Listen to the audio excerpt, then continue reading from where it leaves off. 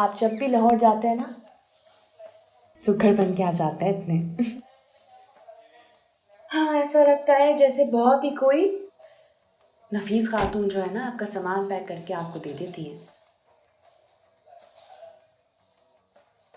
शामिर, आप अपना वॉलेट यहीं भूल गए थे, आपने मुझे बताया भी नहीं। बता तो देते, इतनी शर्मिंदगी हुई मुझे। शामिर, आपसे बात कर रही हूँ।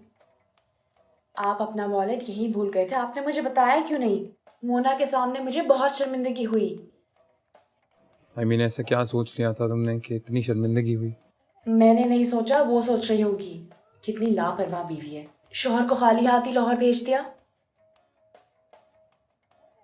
ये क्या? आप बच्चों की वीडियोस क्यों देख रहे हैं? हाँ, ऐसे ही दिल कर रहा था। देखना तो मेरे बच्चे होंगे ना, बिल्कुल ऐसी हरकतें करेंगे।